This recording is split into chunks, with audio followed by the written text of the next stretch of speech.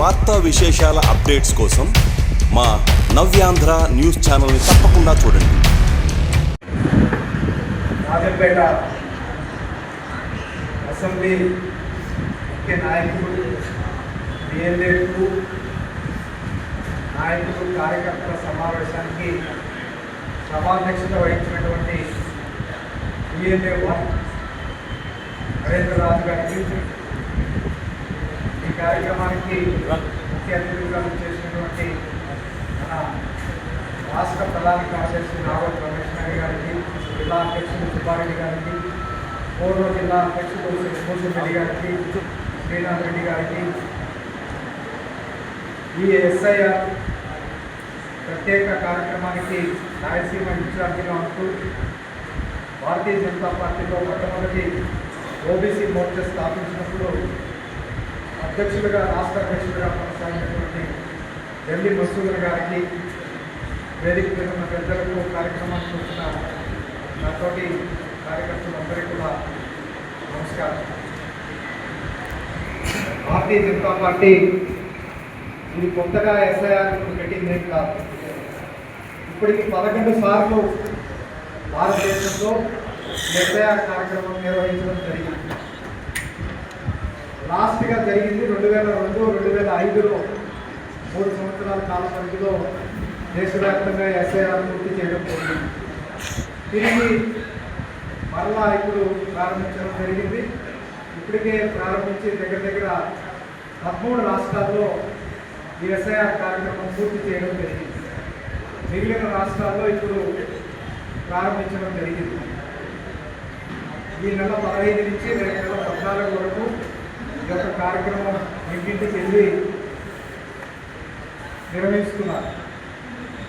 ఇప్పటికే జిల్లా అధ్యక్షుడు సుబ్బారెడ్డి గారు చెప్పినట్టుగా పిఎల్ఏ వంటూ మిగతా పూర్తి స్థాయి కార్యకర్తలందరికీ కూడా వీడియో, ఆడియో కాన్ఫరెన్స్లో మీరు చేయాల్సిన విధులు గురించి చెప్పడం జరిగింది. మరి శ్రీనాథ్ రెడ్డి గారు కూడా చెప్పినట్టుగా మనం ఒక నాయకుడిగా ఎదగాలన్నా, ఆ పోలింగ్ బూత్లో అందరికీ పరిచయం కావాలన్నా ఇదే సమయం. ఈ సమయంలోనే తిరిగి ఇంటింటి తిరిగి వారికి తెలియని ఆ ఫామ్ ఫిల్అప్ చేయడం, లేదా సెల్ ఫోన్లో మన ఓటీపీ నెంబర్లు ఇవన్నీ దగ్గరుండి చూసుకొని, ఎవరైనా కోవిడ్ వెళ్ళింటే మన దగ్గర ఎక్కువ మంది జబ్బు చేసేవాళ్ళు వెళ్ళేట వారందరినీ కూడా అబ్జర్వ్ చేసి ముఖ్యంగా మన ప్రాంతంలో అందరికి చాలా మందికి 2 ఓట్లు ఉంటాయి. టౌన్లో ఓటు ఉంది, గ్రామీణ ప్రాంతంలో కూడా ఓటు ఉంది. కాబట్టి వారిని అందరినీ కూడా ఐడెంటిఫై చేసి ఎక్కడో ఒక చోట ఓటు ఉండేటట్టు చేయగలిగినప్పుడే నిజమైన ఓటర్గా నమోదవుతూ ఉపయోగపడుతుంది. లేని పక్షంలో ఎలక్షన్స్ ముందర ముగ్గురిగా ఓటర్లు ఎక్కించేసి కొద్దిమంది అధికార దుర్వినియోగం చేసుకొని గెలుస్తూ ఉంటారు. అటువంటి వాటన్నిటికీ కట్టడి చేయడానికే ఎస్ఐఆర్ ఎంతో ఉపయోగపడుతుంది. ఎస్ఐఆర్ పూర్తయిన కొన్ని రాష్ట్రాల్లో మనం గెలవడం జరిగింది.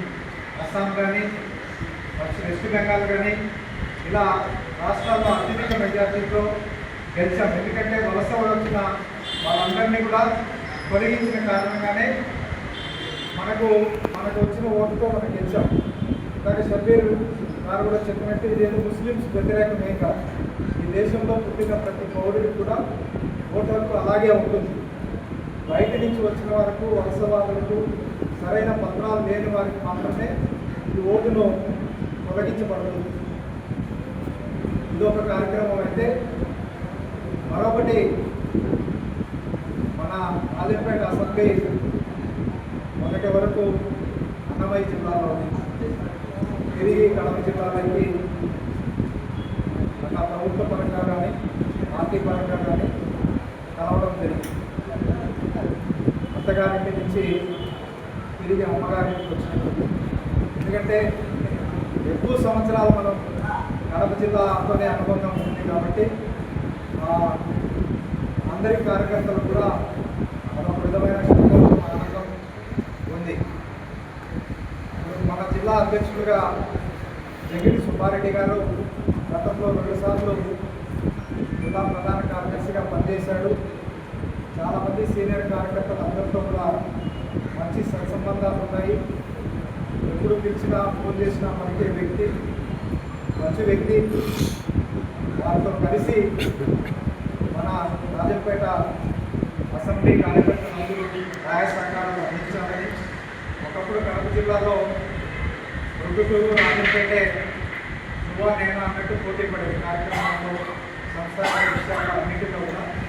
తిరిగి సుబ్బారెడ్డి గారి నాయకత్వంలో ఆ విధంగా మళ్ళీ రాజంపేటలో మన కడప జిల్లాలో మొదటి స్థానంలోకి తీసుకెళ్దామని అందరం కలిసి కృషి చేస్తామని ఈ అవకాశం ఇచ్చిన రాజంపేట అసెంబ్లీ కార్యకర్తలందరికీ కూడా ధన్యవాదాలు.